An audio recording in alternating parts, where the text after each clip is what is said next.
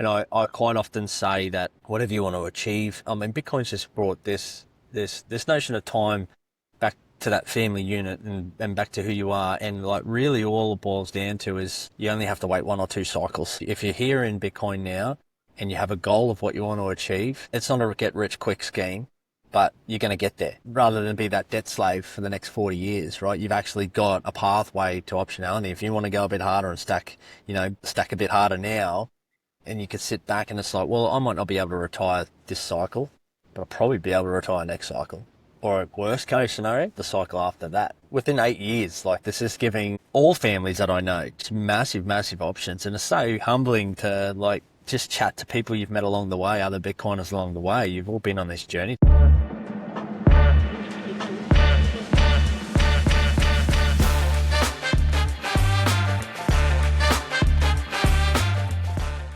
I hope you enjoy the show. Hello, everyone, and welcome to the Bitcoin for Family show, where every guest is your new BFF. That's your Bitcoin friend forever. I'm Scott from Shamray, and it's an honor to have you here once again. Thanks to everyone who's been watching or listening. I hope you're finding this show fun and educational. And if you've been enjoying the show, I'd love it if you liked, subscribed, and shared. If you're really feeling generous, go ahead and drop a comment or a review as well. Every bit helps in helping to spread the word to other Bitcoin families. Now, on to this week's show. I'm excited to welcome a father of 2 and a friend that I've gotten to know over the past handful of years. Welcome to the show, Daz Bay. How you doing? Hey, Scott, such a pleasure to be here with you again, mate, and it's great to see you. No, it's great to see you again as you go through your travels, which we'll touch on during the episode. And I think it goes back to 2020 or 2021 when we first connected, me, you, Seb, and everybody. And it's been a blast kind of getting to know you from afar over the years. One day it'll be in person. Yeah, for sure. Cool. Well, before we jump into the actual questions of the show, maybe for the audience, just kind of let set the stage for kind of who's in your family, maybe the kids' ages, that sort of stuff, whatever you're welcome, if you're open to sharing. Yeah, absolutely. So, yep, very happily married with 2 strapping young lads. So I've got 2 boys there. One just turned 8, just turned 9, and one's 11, just about to turn 12. So, but they keep us on our toes. And like you highlighted, probably the big adventure for us this year is we decided to pull the kids out of school for the year and hit basically touring around Australia in our caravan. So, clicked a few Ks. I'm sure we'll get right into that discussion. But yeah, that's us in a nutshell. Perfect. No, we'll definitely touch on the road trip. Since, I should mention for those watching on the video, can see the awesome background that Daz is sitting behind. Yeah, everybody jealous. It was too good to pass up. Actually, I normally just sit in the car when I do these sort of things to not annoy the other caravanners in the caravan park. But yeah, that view was absolutely too good to give up. So yes, you win the award for best background for all of our episodes. We're only 12, 13, 14 in, but you take the cake. It'll probably be a while before it gets beat. Yeah, that's right. I guess I could drive to the coast and do an episode from our beaches too. So maybe I should have done that. Well, perfect. Let's kick things off with a few icebreakers just to set the stage. And so first one, you mentioned being in Australia. This one's Aussie themed. What's the one Aussie road trip snack your family can't get enough of, and who's the biggest hoarder of it in the caravan? Biltong. That's me. Okay. So Biltong, South African jerky, basically. So it's an air dried meat snack. Everyone loves it, actually. Everyone, and it's a good healthy snack. We've normally always got a bag of it in the car. I was actually ordering it direct to the various post office from a guy we get it off back up in Queensland. So it's probably the best snack. And my other guilty pleasure is I found non-seed oil potato chips. So avocado oil based chips. The ones I've been eating are from the States, actually. They're called Boulder Canyon or something like that, from Boulder, Colorado, I think. But they're my other little guilty pleasure. So they're always we got a snack box in the middle of the car when we're doing the big days, eating them by the handful. That's my little guilty pleasure. Probably eat too much of them. Very nice. No, I'll have to get some of that jerky. And we've been on the hunt for different seed oil free tortilla chips and stuff, and got the boulders. There's a few other ones in our cabinet right now, so on the same wavelength there. No surprise. Yeah. Okay, icebreaker number 2. On your road trip, if you guys had to pick a theme song that you guys have heard way too many times, what would it be? I wouldn't even know. There was this viral YouTube. It was sung in Spanish or Portuguese or something. I'm not even going to attempt to do it, but that would probably be the theme song of the trip, because the kids started singing that pretty much in month 1 of us touring around, and I butcher it every time. I sit there and hum along, and I don't know Portuguese or Spanish, and they absolutely butcher me. They say, "That's so cringe, Dad, because you're singing the wrong words." But that'd be the theme song. If I can find it, I'll loop it into the show notes so people can jump in. send it over. We'll put in the show notes, or maybe I'll splice it into this part of the video. Yeah. Perfect. Next one. If you could be any Australian animal for a day, what would you pick and why? Crocodile. Definitely. Saltwater croc. Okay. Why? I don't know. Just demand respect, right? Everyone's shit scared of me. That's probably a really bad thing to say. No, I think the first thing that comes to mind is saltwater crocodile. They're always just an impressive beast to behold. We make handbags out of them. We make shoes out of them. And the apex predator, right? Yep, exactly. Charlotte's gotten into, I don't know if your boys have gotten into them at all. There's those books like animal, they're like animal versus animal type books. And they say, oh, these are the facts. And then at the end, the book tells you who would have won. We just did it was a crocodile versus python. Oh, right. Yes, and the python wins. Don't want to spoil that for anybody out there, but yes, the python gets the best of the croc and swallows it whole. Really? That's quite funny because we were actually just having a debate only a couple of weeks ago, and we used ChatGPT to try and decide who would win out of a fight with a great white shark or a saltwater croc. And the great white shark, due to its speed and method of attack, the ChatGPT reckons it would win. Always back in the crocodile, but the great white sharks, because we've been along the southern coast of Australia is actually quite problematic for great white sharks. So we've got the surfboard in here and we've been sort of surfing these beautiful beaches, but along that southern coast we didn't even get in because the great white sharks are a bit too problematic now. Yeah, that definitely does the trick. Now, the next book we read right after that was actually great whites versus killer whales or orcas. Oh yeah. Yep.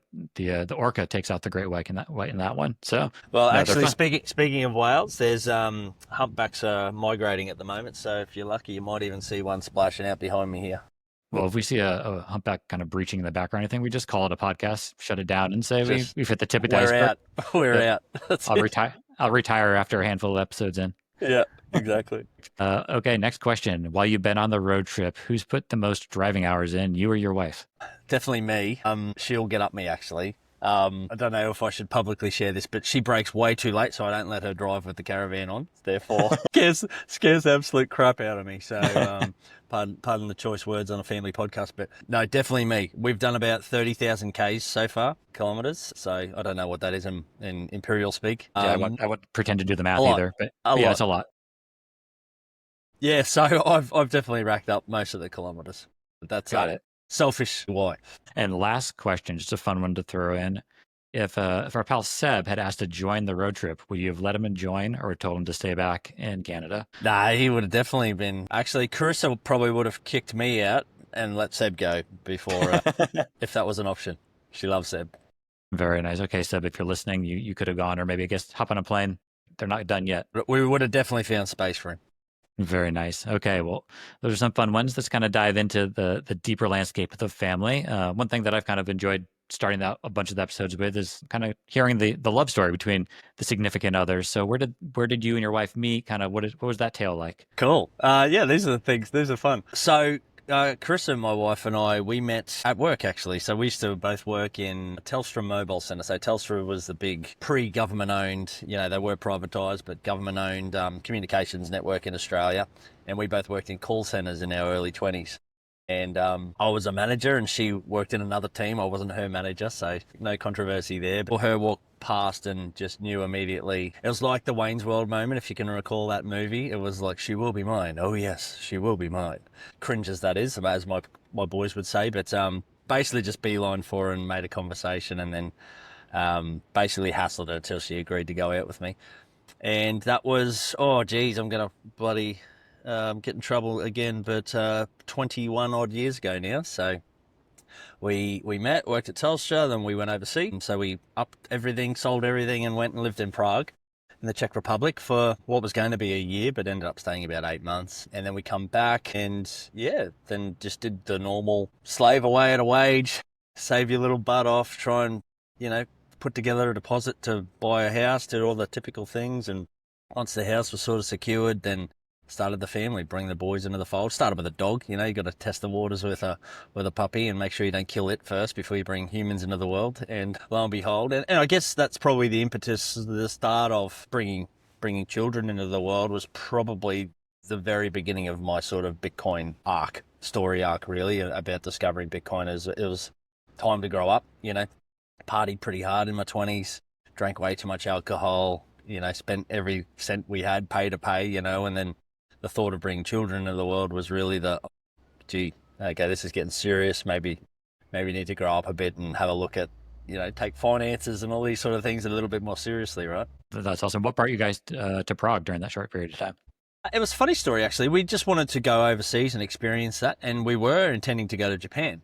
So we did a teaching English, so LOTE, languages other than English sort of framework with the intention of going and teaching English in Japan. And then at the time, neither of us had university degrees, and they had restrictions on visas. I think to go into Japan, the max we could go was 3 months. So if we were going to sell everything up, we wanted to go somewhere a little bit more longer term. So, and a friend of ours just happened to marry a Czech guy only a couple of years prior, and all the stars aligned, and there was an apartment for rent in the Czech Republic, and we went, that sounds cool. Let's go and check that out. So we went over there and taught some English and worked in a call centre there to sort of get by. And yeah, really had no background or knowledge about the Czech Republic, but just pinpointed on the map, and then that'll do. Let's go. Early 20s, so yep, anything goes. It was a great experience. Very nice. Would you guys ever go back? Definitely. Yeah, I'm actually, every year I see the Bitcoin conference in Prague, and I go, come on, we got to get there. We got to get there. I know that's one that's always on our list too.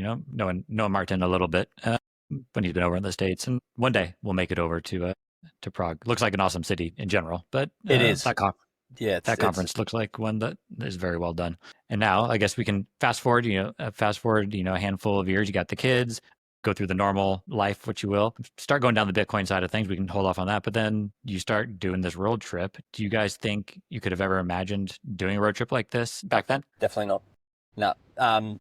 Bitcoin, and we'll dig right into this, I think, because it's probably one of the sort of key themes that I'd be keen to talk about today, is that without Bitcoin, we would never have been able to imagine doing this sort of thing, taking a whole year off and traveling around with the kids and giving them great memories. Like, most people wait till they're 60 to retire, and then some people wait too late and they're too old to enjoy it, so may mean we have to work fiat jobs for another year or two into that retirement phase of our life, but we definitely wouldn't change it based on the experience that we've had. So we've been on the road since February. It's now, into July, so and we're basically continuing on to the end of the year, so just a great option. But I guess just taking a step back from it, and that whole arc and that whole path was really, like I said, around that thought of bringing children into the world and being able to provide. I'm a proud dad. I see that as my primary role, provide. And we've been really lucky to have sort of been in agreement with that. My wife enjoys working. She does like working. She likes that social aspect of having her own community and her own interest groups and those conversations that she can have in a work environment. But our primary focus has always been for her primary role as mum. And we've been really fortunate to see that and sort of see through, I guess, a lot of the narrative that surrounds women's empowerment should be in the workforce and your career and all that sort of thing. And it was like, no, we wanted for her to be mum. I'm a shit mum. Pardon the French. I'm no good at mum. I've definitely got my strengths, and I could never do what she does with those children and bring them up in such a loving environment. She's just such a great mum. We're just really lucky that we sort of saw that early and never wanted them spending too much. And I don't begrudge anybody who's forced. There's a lot of people are forced into that due to their circumstance around where they live, the real estate market, all that sort of stuff. Mum and dad are forced into that environment. But I think we're just so lucky that we were able to, me go out, work, be the main provider for the family, and her to be able to lean into that, being there for the kids, dropping them off at school, picking them up, being there for picking up. They didn't have to go to before and after school care and all that sort of stuff. And for anybody who hasn't read Seb's book, speaking of Seb earlier, Seb Bunny's written a phenomenal book called The Hidden Cost of Money, where he dives right, and he doesn't have kids, right? But he's seen this very early in the piece in terms of how money has corrupted the family unit.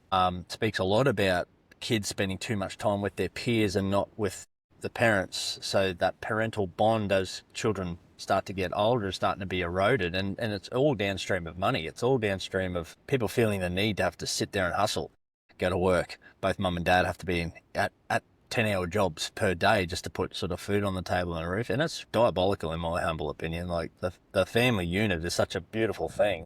Sorry to go on a bit of a rant there, Scott, but it's obviously something I'm pretty passionate about. Where that sort of started was me realising that my wage was never going to cut it. So that's how I ended up becoming an electrician. So we call ourselves Sparkies in Australia, and that was the pivot. So I was in sales before that. I was actually used to sell cigarettes for a living. I go around to stores, convincing them to put our brands in, and thinking back on that, it's not someone I was. It goes against everything I sort of stand for now, thinking back, and decided then to pivot and go and get a manual labour job, go and start a trade, and took a sacrifice. Like took a big financial hit to go and do, like, apprentices get paid pretty small I don't know what it's like in the States, but in Australia it's typically you've got to do your 4-year apprenticeship and earn nothing. But after your 4-year apprenticeship, you've done that proof of work, then you start to reap the rewards, in terms of you've got lots of, it's then directly, and I quite often educate the boys about this in terms of effort, right? So like salary jobs are very socialist in my opinion. It's like no matter what effort you put in, you rock up today, you're going to get the same paycheck at the end of the week. Whereas those trade type of jobs is more, I've got my hand on the spanner. Hey, if I want to put my hand up and work a little bit harder today and work a couple of hours overtime, I'll pick up the extra shift on the weekend, then I get duly compensated for that, So more a capitalistic approach to, I should be rewarded if I want to put more effort in, I should be duly compensated for that. So that's what we did. I worked away a lot, which had its own sacrifices, and it's probably one of the core sort of inputs into our decision to do what we're doing now. Is I wasn't there for the sort of foundational years for the kids because I was out hustling, out working overtime, picking up the extra shifts, working away from home quite often. Monday to Friday I wouldn't be home, I'd be home for the weekends, and I missed a lot of that upbringing. And this is sort of why we made the decision to do what we're doing this year, is like it was a really good opportunity for me to connect back to the family, right? And that was brought about by having done the work, done the hustle, then earning all this money and deciding, shit, what do I do with this money? How do I make it work? Started down that investment journey, quickly sort of found that everything's trading, everything's attracted a monetary premium. Every single asset that you look at, whether that equities, real estate's absolutely, that's expressed so greatly in Australia. Like our real estate market is ridiculous in terms of trading above its utility value, its fundamental value as providing shelter. It trades at such a premium, and really then starting to understand those assets all attracted a monetary premium. What is money? That was the overarching question. Got to Bitcoin, and then Bitcoin's just done nothing else for us. I mean, we're just humble wage earners, right? We've come from nothing. We've come from living pay to pay. Don't get me wrong, never sort of anything to that degree. There's definitely degrees of people doing it worse, but just working hard, putting your money to work in money that works, and then being able to look around and say, well, now it's just given us optionality. Like, we're by no means nearing retirement or anything like that, but it's just given us a nest egg. It's given us the option to look around objectively and go, well, what's important to us now? And to us, it's now the boys are starting to get older. Even the eldest one starts high school next year. It was like, well, this was the great opportunity for us to pull them out of school, go and hit the road, go and explore this beautiful, vast country that we've got, and build some really foundational memories with everyone. And it's also been great for Carissa and I to reconnect as well. It definitely hasn't come without its challenges. It's just been such a great opportunity for all of us to really look back and reflect on what's important to us. And I guess to sort of square off that conversation, it has been a really good opportunity to reflect on what we've done in these last years. And there's not much we would change. So when we get back, our intention is to get back home. So we live in far north Queensland, and we'll go back home. But it's been good for the boys to take a step back and go, well, they actually really enjoy school. The eldest one really misses his soccer, really misses his friends, really misses going to school every day. And that's great. That's been great that we've been able to explore that for him. The younger one, he probably resonates more with the homeschooling, and we can dig into all that, but it really resonates with the homeschooling. And it's also been good for Carissa. She goes, well, that's home. We've explored all these. Part of what we've been doing is going, well, let's go and explore all these towns with an open mind to go, what does this look like for us? Like, if we were to move here, well, could you live here? What does the real estate market look like? Like, does this fit better? And it's been a really good exercise for her to go, no, home is home. And so we're heading home. So many awesome points that you touched on there. Going back to kind of towards the beginning, you mentioned, when the kids were younger, not being around as much due to the work side of things.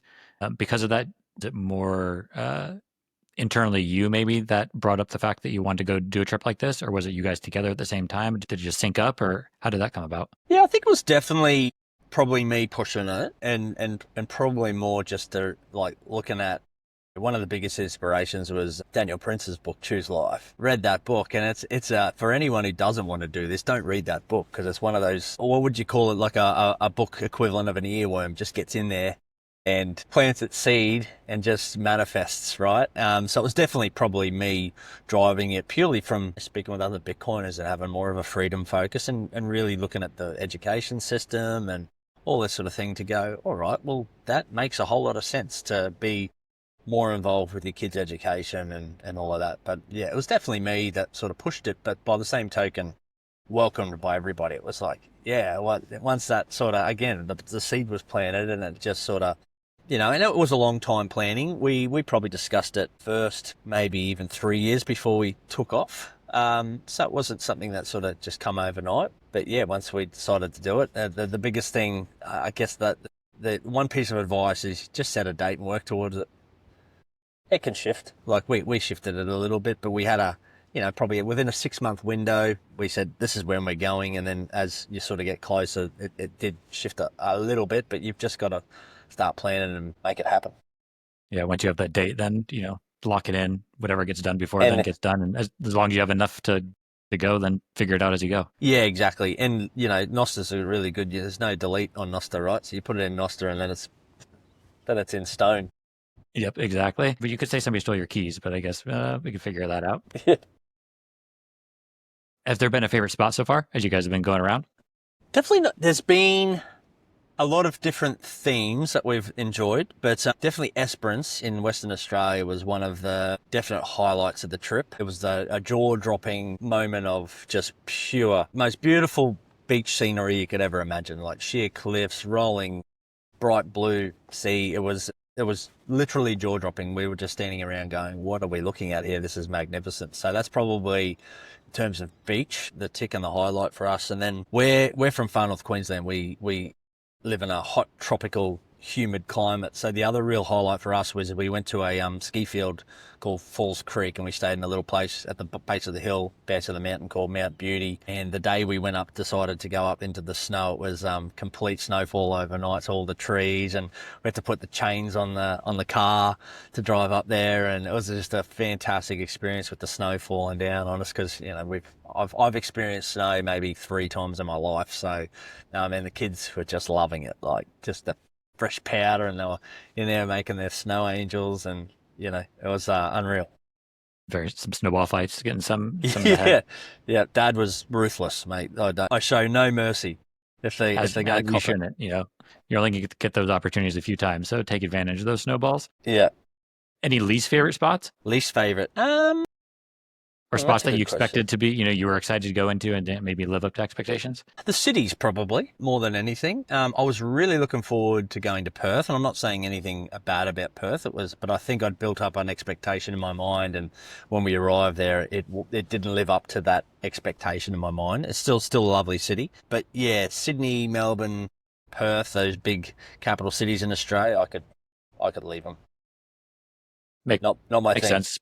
Yeah, there's more of an adventure for those kind of hole-in-the-wall spots, and like when you find a good hole-in-the-wall restaurant, you want to go there, and not the chain place. Yeah, and I guess it actually just comes back to the money factor too, Scott. To keep circling back, like the real estate in Sydney is just getting so ridiculous that even the caravan parks where you park these caravans, they're now permanent residents living in there, and they just have a real slum feel to them. So they're not a nice feeling. And don't get me wrong, I'm not judging those people. They're probably forced into that scenario purely through real estate, right? Because it's attracted such like a normal, 3-bedroom butterbox brick house there sells for millions of dollars. Like it's ridiculous. So these poor people are forced into these sort of situations. So you see a lot of homelessness, you see a lot of dirtiness around the streets, and it's just not a nice feeling, not a nice environment to be around when you can be here. Yeah.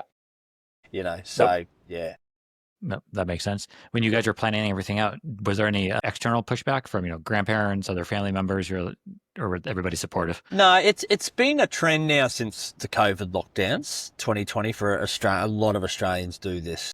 Yeah, again, which makes it easy, right? There's a lot of information around to find out. A lot of people publicly share their budgets and stuff on Facebook groups and all that sort of stuff, so people can start to paint a picture and get an idea of what the cost is to do it. So yeah, there wasn't much pushback. Schools were supportive, like the boys' schools that they go to. Carissa works in the school system, so she took a year off, leave without pay, so she's still got that option to go back. We don't think she will. Sorry, school, if you're watching. But, yeah, a lot of support and a lot of people, as we go around, we see a lot of retirees and pull up next to them and have a bit of a chat, where you're from, where you're going, blah, blah, blah. And just everyone's just so supportive and I guess even jealous to a degree that they didn't have the opportunities when they were sort of bringing their kids up, and yeah, just look at what we're doing and just in envy of the opportunity. Very nice. Have you had any friends or family members come and find you on the trip to hang out for a little bit? Well, we've got family and friends all over, so we typically go and find them, just say, hey, we're in where we are right now. I won't dox the location, but got some really good close Bitcoiner friends that live nearby, so we've been hanging out with them for a couple of days, and yeah, it's been awesome. And what has been kind of the meal planning process like? I imagine that can be It can be something to get used to, whether you're going out, you're cooking on the stove, you're cooking outside. What's that like for people who are interested? Yeah, it can actually be challenging depending on how aggressive you go with your schedule too. So it's easy to fall into bad eating habits, to be honest. So we were in Tasmania, for example. So that's obviously an island state separated from the mainland. It's really problematic to get back. They're always busy. You can go over, but everyone's trying to get out before it gets too cold in winter. So it was completely booked out. So we had 3 weeks there.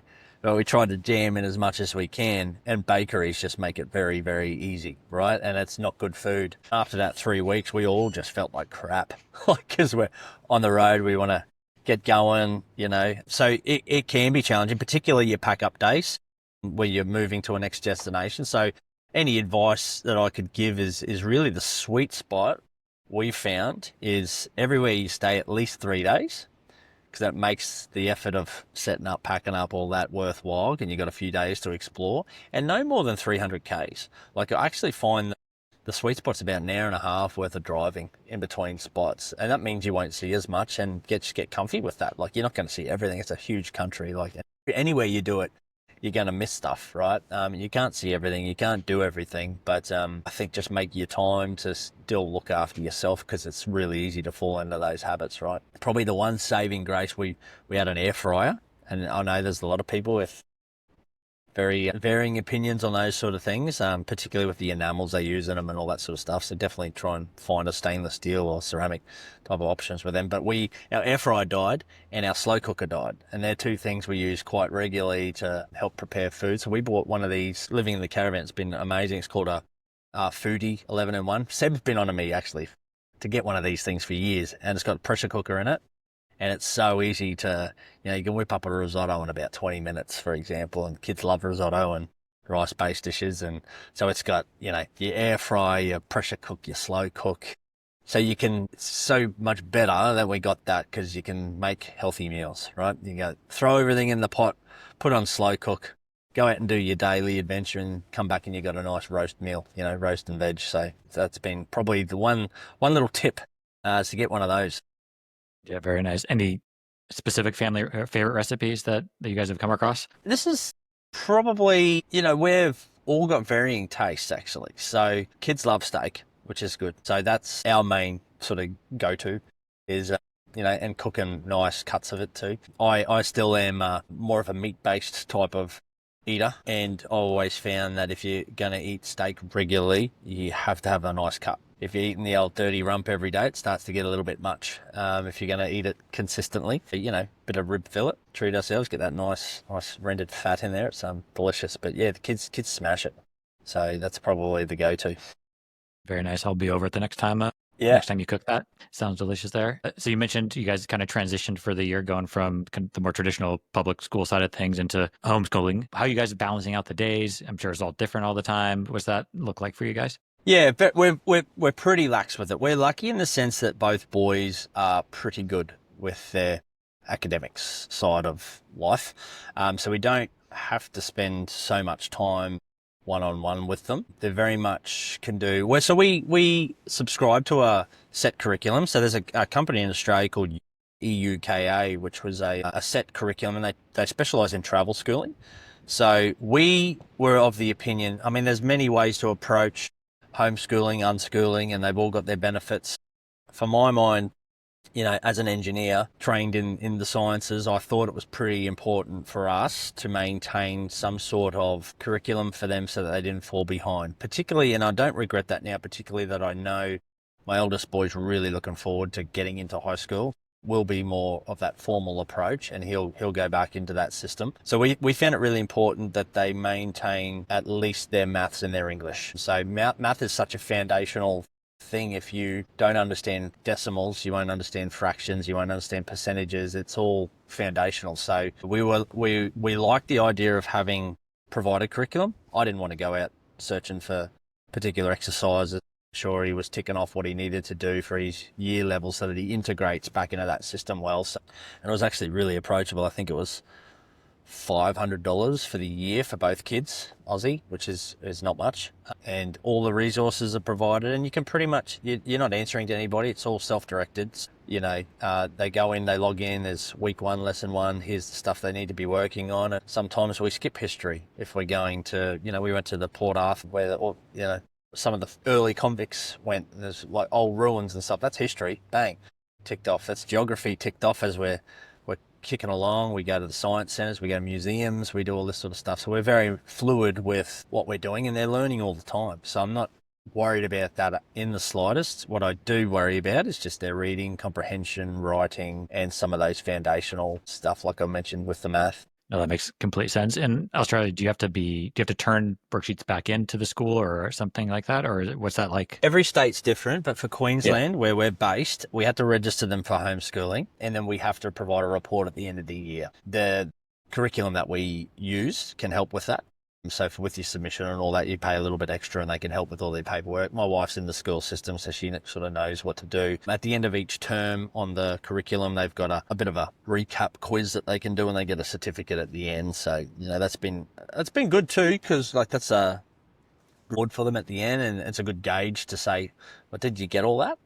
Did it all sink in? What do we need to make sure we cover off? Yeah, and at the end of the year, we've just got a report formally back to the state. I have heard of people who just basically say, we're not doing that. What are you going to do? Kind of thing. Yeah, and see what happens. But, they've been, my eldest boy's right into soccer, and he's been accepted into a school that's got a really good soccer program and all that. So we didn't want a silly decision on our behalf to compromise any opportunity for him to go back. So, we've jumped through those hoops and done those things, and to each their own. Whatever you choose to do with your kids, up to you, but that's how we've rolled with it. Makes sense. Has there been a part of kind of the homeschooling journey that's you found rewarding that surprised you as a parent? Yeah, actually. And again, it's math. We found some quite concerning, for me anyway, not so drastic, but very early on, my kids have always done well with school. Definitely not straight A's, but definitely no concerns, right? And I found some, with the eldest lad, found some concerning holes in his math game that we never found out, because he's always done very well with math. But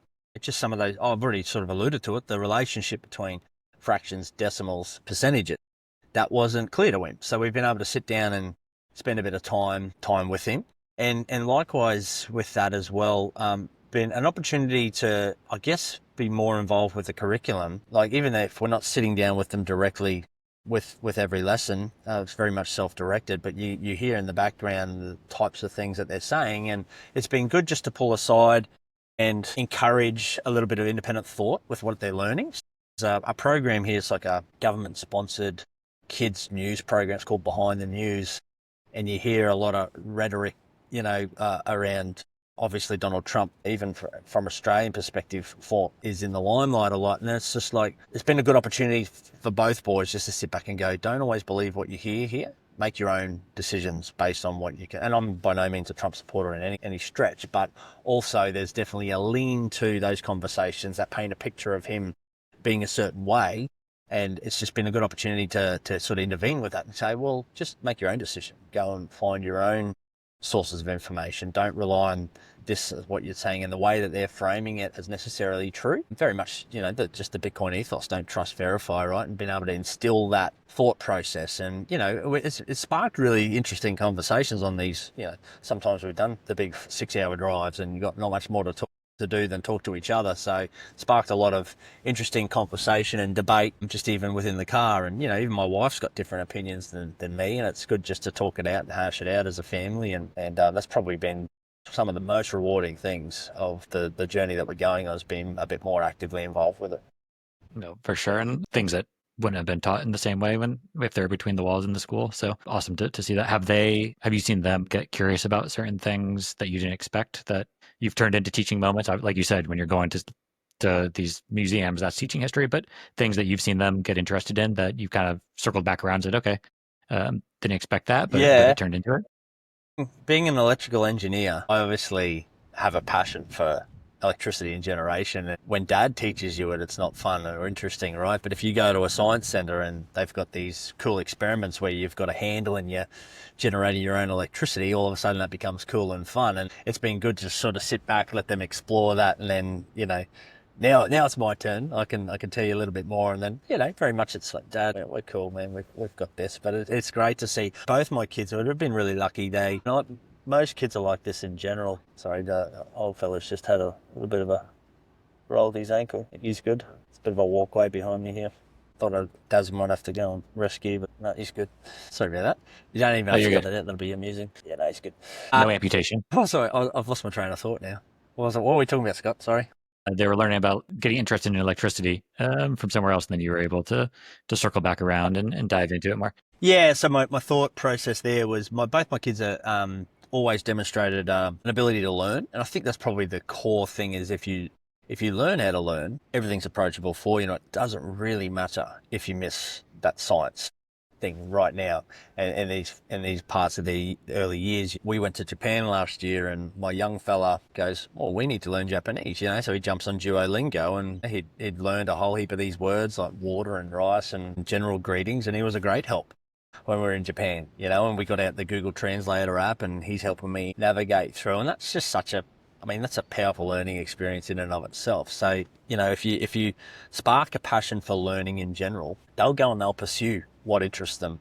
I often laugh at my eldest boy. He's a chip off the old block. Like, I was always being interested in something, always throwing energy into something. And then the next week it could change, it could shift. And some people see that in a negative way. It's like, you don't have a singular focus or a singular expertise, but I always enjoyed that aspect of being able to pivot and shift. It's shaped me who I am, right? It's how I've become. And, certainly wouldn't have found Bitcoin if I wasn't wired that way. It was like, I'm interested in investing. Okay, what is it about investing? Value investing. Okay, well, what is it about value? And starting to peel all these layers off. And I think sometimes that singular focus and that ability to channel all your energy into learning one or two things at a time is a really powerful thing. And when it's no longer serving you or no longer interesting, you pivot, you shift over, and it's, always evolving, always learning. And it's just it's a great way to live your life, I think. No, definitely, for sure. So you've mentioned a few times being kind of like electrical engineer side, sales side, going back to the cigarettes, which you want to forget. But you're also a musician. How do you think the musician brain has played into kind of your life outset and maybe diving into Bitcoin at all? Do you see that crossover there? Yeah, definitely. I think musos in general, I've studied music since I was a kid, right? So I started playing guitar when I was 8, learned formally how to read music, finger picking, but more of a classical lean. And again, I think it just addresses that way my brain's wired, and what I like doing is you've got something to channel those energies into, and that's, if you can channel energies into productive means, no matter what that is, like just constantly getting better, then you just you're able to, I guess, sift through and work out life. Find these little niche pockets of interest. That's food and pharmaceuticals and how money works. And being a musician, I think, was a way as I expressed that as a kid. My eldest boy, I've tried, and I don't shove it down their throat by any means. Eldest boy was quite good at guitar. Used to sit him down. He's quite interested at it. He was interested in it for a little while, but he's not now, and that's cool. He will probably always have that interest. I was very much the same. There'd be 2 years at a time where I didn't pick up a guitar growing up, but it's always been there, always been a foundation. So he channels his energy into soccer. and I see the reward of him putting in the effort into that soccer. He'll sit out here juggling the ball, and he's gone from not being able to juggle much when we left to, being able to string 20 to 30 juggles together, So, yeah, I think it's an important aspect of life is having the opportunity to be able to direct and channel those energies into something that you're passionate about. Definitely, for sure. Do you guys, how much of kind of the financial education, whether you're talking about Bitcoin or not, but how much are you weaving in with them now and how are you doing it? Yeah, a lot. So they've both been brought up with Bitcoin and, we've got a really cool app actually called Spriggy in Australia. It comes with a debit card, but it's an app. And in that app, they've got their savings account and they've got their spending account and they can save up for goals. Like if they want a new soccer ball or a jersey or something, they could take a photo of it and they know if it's $200, they can keep saving up. And I've always weaved in to their financial education that sort of notion between capitalism and socialism, right? So they get $5 a week for doing nothing. They just get it. But they know it doesn't buy them anything, right? They might get a couple of lollies or something like that, but that's all you're going to get. So if you want to hustle in that app, you can build out jobs, right? So while we're on the road, it's a bit harder, but they can vacuum, they can do the dishes, they can help me set up, they can roll out hoses, power cords, help me pack up all the legs and stabilizing legs and all that for the caravan. So if they do that, they can claim more money, right? And if they want to hustle, they get it. And then the contrast between that, so that's all the fiat world, but everything that they get distributed, 50% goes into Bitcoin and 50% goes into fiat. And they know fiat's for spending, Bitcoin's for saving. So my oldest boy won't dox his stack, but he's well on his way to, he's 11, turning 12 now. He wants a Hilux ute when he's 17. That's all he wants to do. When he gets his license, he wants a Hilux workmate ute. It's a humble car, like it's not a Lambo.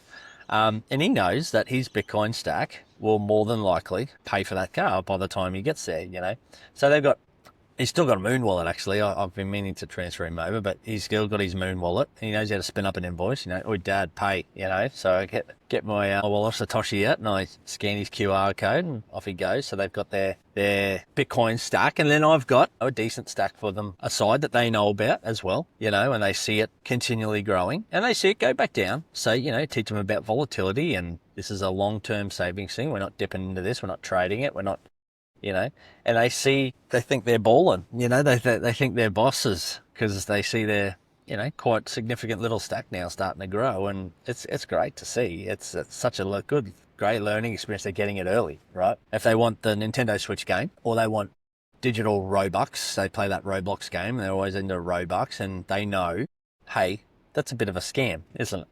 And I say, yeah, it is, mate. Like, you're going to swap your fiat for this other digital token that's really it's got utility, but it's got no value. You're going to buy that skin, but every other kid's got that skin. But, oh, hang on, if I actually want a Nintendo Switch, they like the Nintendo Switch. If I want a Nintendo Switch game, then all that money I spent on Robux is, I could have had that Nintendo Switch game. So it's really foundational, allowing them to control their money. And I probably have too much oversight. I go, oh, that's a scam. No, we're not wasting money on that. It's like Chris is always interjecting. She goes, it's their money. Let them use it. And I'm like, yeah, you're right. It'll teach them about it. And if we sit back and we reflect and we have a look at what it did and, oh, hang on, you want that $100 Nintendo Switch game? Well, you could have had that if you didn't buy all these crappy skins in Robux, Yep. No, all life lessons that'll last forever, for sure. And, besides teaching your kids about the financial side of things, we've mentioned Seb a few times. So Seb Bunny, you co-wrote a book, B is for Bitcoin.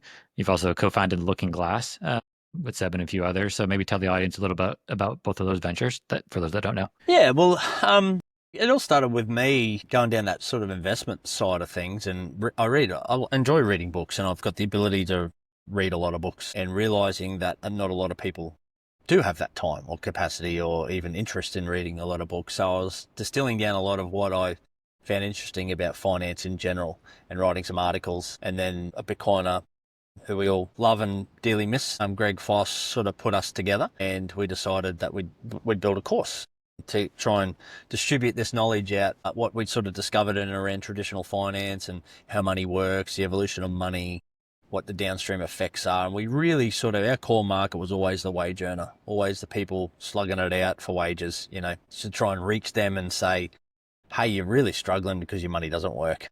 and here's this very viable solution that you should at least get some interest in. So that was the sort of foundation of Looking Glass.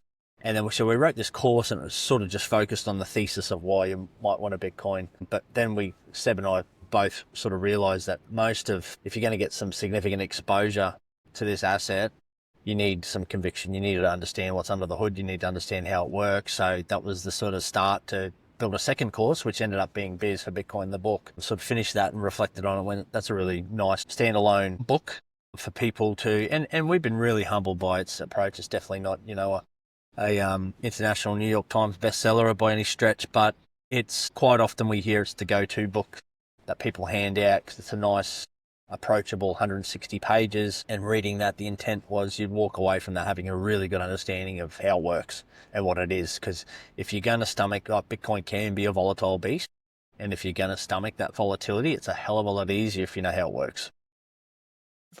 No, definitely, I'll co-sign the book. I actually meant to grab my copy.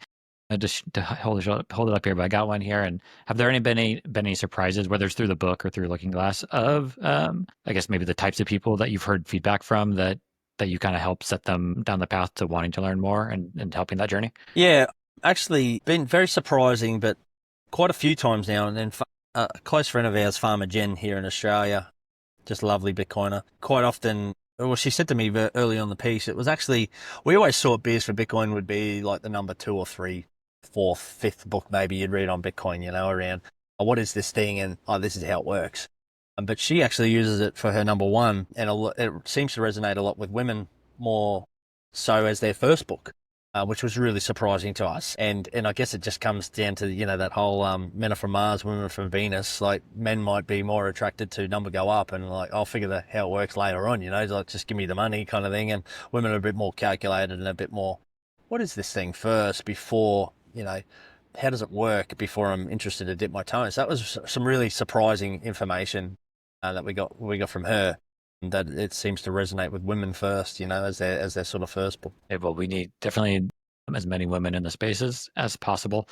So any tools like your book or anything else, or voices that are out there, every small effort helps. So anybody, I'll link to the stuff in the show notes, whether it's the book or to Looking Glass. You guys can all go check it out. Even if you've been in the space for a while, you might learn something new, or just have another tool in your arsenal to be able to hand off to people as you're taking them down the rabbit hole. And before we jump into the final 2 questions, I just want to remind everybody that you're welcome to use code BFF Show for 10% off at shamray.com.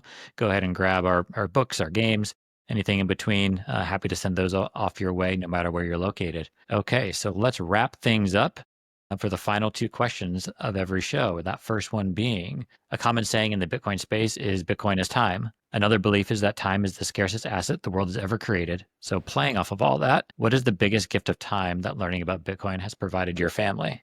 That's an easy one. It's just optionality, It's just really provided that ability to sit back and reflect on what's important. Like, once I wouldn't be as outward in saying, like, future's completely secured, but it definitely looks a lot brighter than what it did even just 4 years ago.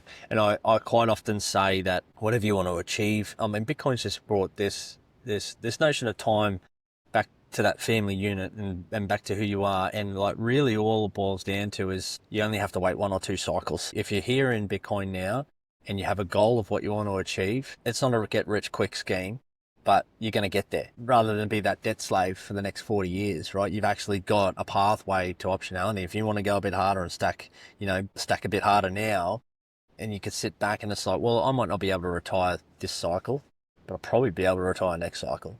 Or a worst case scenario, the cycle after that. Within 8 years, like, this is giving all families that I know some massive, massive options. And it's so humbling to, like, just chat to people you've met along the way, other Bitcoiners along the way. You've all been on this journey. I'm only a class of 2020. I certainly didn't find Bitcoin early. I'm not, blessed in with the 2016 type of Bitcoin, but found it early, studied it early, went as hard as I could without sacrificing too much of the family. It's always a fine balance. Whatever you want to do, you're only 4, maybe 8 years away from being able to achieve whatever the hell you want. And it's so unreal. Lower that time preference and see that long-term vision. Just like you said, 4 to 8 years isn't a long time in the grand scheme of things. Not when you compare it to being the debt slave for 40. Yep. Well, final question. If you had one Bitcoin to give each of your kids, at what age would you give them the keys and why? Oh, this is a great question. It's been really interesting, the developments in Miniscript. So I distribute it over time. So I don't think I'd give them any until they were like 25, just so they can experience that I've got to go and hustle. I've got to go and really understand what it is to work, to put food on the table. Like I certainly won't be kicking them out when they're 18 by any stretch. Definitely not with, wifey wants to keep them home to their 40. But, I think 12 is probably a good distribution to say, okay, well, now you are probably old enough to start choosing where it is that you want to direct your capital. So here's a little bit to help. And I'd probably distribute it out at something humbly like 10% at 25, maybe another 10% at 30, right? So they can start the family and do all those sort of things. And then maybe the rest of it when they hit 40 or something like that. So they at least value, nothing's spoon-fed, nothing. I mean, we talk about, and I'm passionate about building generational wealth. I never want my kids to struggle. And part of that is, though, they got to learn the value of time, the value of money, the value of the hustle, so they will appreciate it more. I think if you're spoon-fed and you're given things too early, you're just going to blow it and you won't appreciate it, right? No, for sure. We've heard the 25 seems to be a common age going through the episodes. And you're not the first person who's kind of mapped out a successional option there, which I think is very helpful. And like you said, between now and when your kids are 25 or my kids are 25, the technology to be able to do those steps is going to be even easier. Exactly. You don't even have to think about it. Just be done on autopilot. When you hit block height X, you get 10% of it. Yep, exactly. Yep, simple stuff like that. Well, awesome. Well, it's been a blast having you on this show. Looking at the background, we didn't get any humpbacks. No humpbacks. So we got to stay a little bit longer. We could just sit here and stare. Yeah. But no, it's been great. Thanks so much for coming on, taking time out of your morning in this case. I'll be sure to link to you in the show notes, link to the book and Looking Glass. Any other places or final words you want to say? No, that's great, Scott. Just appreciate all you do and continue to do. And, you've definitely developed a great, your book and your game and everything you're doing is just, we always look fondly with your family, and you're an inspiration yourself, mate. So thanks for doing the pod and thanks for having me on. It's absolutely awesome to, develop this friendship over the years. And like you said, I hope that it's in person soon. Maybe we have to get to Prague together. Maybe we should make it happen. There you go. It's a challenge for both of us. Sounds great. One day we will find ourselves in Australia. So that is on our list. So if that doesn't happen, one day it'll be down in your hometown and we'll have to jump back in the caravan. Absolutely. I'll cook those steaks up for you. Perfect. Awesome. Well, thank you everybody for joining us, and we will talk to you next week. Awesome. Bye. Thanks, Scott. Hi, thanks for joining. Don't forget to like, subscribe, and leave a good review. And buy your kids some stuff at saltwater.com today. Bye. Bye. Bye. Bye. Bye.